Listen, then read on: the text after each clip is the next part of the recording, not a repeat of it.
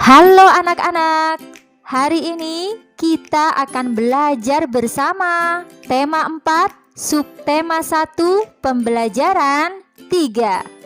Anak-anak, masih ingatkah kalian tentang lagu membuang sampah? Pasti masih ingat ya.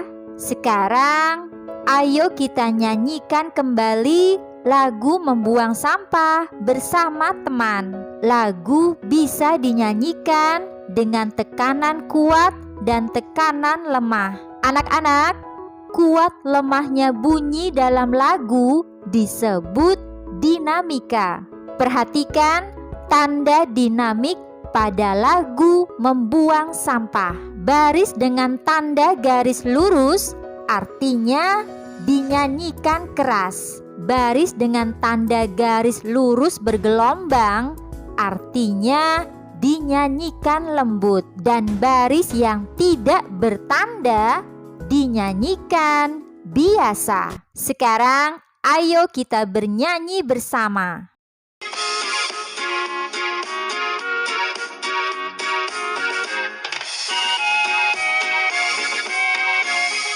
Jangan membuang sampah di mana-mana. Jagalah kebersihan di lingkunganmu. Sampah di rumahmu, sampah di halaman. Sapu dan bersihkan, taruh di tempatnya. Sapu dan bersihkan, taruh di tempatnya. Wah, kalian hebat, sudah bisa menyanyikan lagu membuang sampah. Selanjutnya, mari kita dengarkan percakapan antara cicak dan kecoa. Mengapa di sekitarmu banyak sampah, kecoa? Manusia selalu membuang sampah ke sini. Jika kamu jadi manusia, apa yang akan kamu lakukan? Aku akan membuang sampah ke tempatnya. Kalau tidak, rumah akan kotor dan bau. Rumah juga akan menjadi sarang penyakit karena banyak kuman. Setuju, kita harus membudayakan hidup bersih dan sehat. Nah, anak-anak, setelah mendengar percakapan antara cicak dan kecoa, mari kita jawab pertanyaan berikut. Apa isi percakapan cicak dan kecoa? Isi percakapan cicak dan kecoa adalah iya pintar, tentang lingkungan sekitar kecoa yang banyak sampah. Mengapa di sekitar kecoa banyak sampah? Iya hebat, karena manusia selalu membuang sampah sembarangan. Bagaimana pendapatmu dengan sikap cicak dan kecoa? Saya setuju dengan sikap cicak dan kecoa yang akan membuang sampah pada tempatnya dan membudayakan hidup bersih dan sehat. Apa yang akan kamu lakukan ketika melihat sampah berserakan? Ketika melihat sampah berserakan, saya akan mengumpulkan sampah dan membuangnya ke tempat sampah.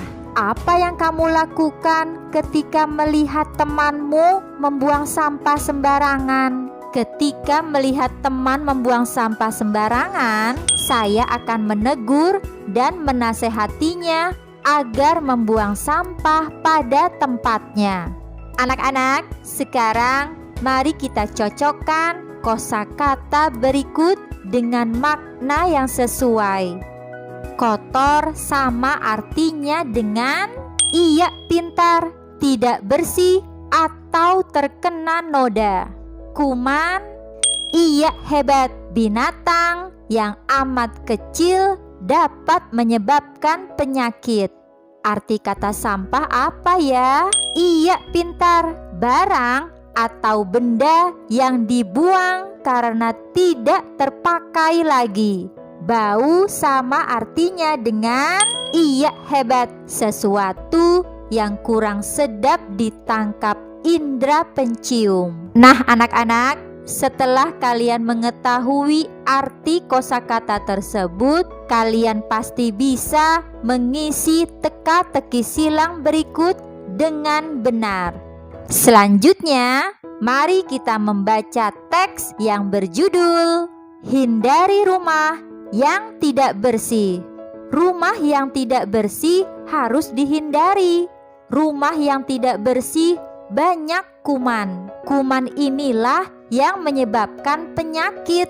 Jika sakit, berbagai kegiatan akan terganggu. Badan akan terasa lemah dan lesu. Nafsu makan pun akan berkurang. Rumah yang tidak bersih banyak penyebabnya. Bisa saja karena rumah jarang dibersihkan, sampah dibuang sembarangan dan tidak diolah. Sampah akan menumpuk dan menjadi bau.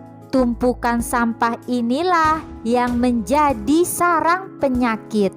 Anak-anak, isi teks tersebut tentang rumah yang tidak bersih. Apa saja akibatnya jika rumah tidak bersih? Jika rumah tidak bersih, akan banyak kuman yang dapat menyebabkan penyakit. Nah, kalian harus menjaga kebersihan rumah agar rumah selalu bersih dan sehat. Sekarang, amatilah gambar dengan teliti. Kemudian, tuliskan hasil pengamatanmu pada kolom berikut. Misalnya, rumah tidak bersih. Rumah tidak bersih karena jarang dibersihkan. Rumah tidak bersih, banyak sampah berserakan, dan barang-barang tidak tersusun dengan rapi. Rumah tidak bersih membuat penghuninya tidak nyaman. Rumah tidak bersih mengandung banyak kuman yang dapat menyebabkan penyakit.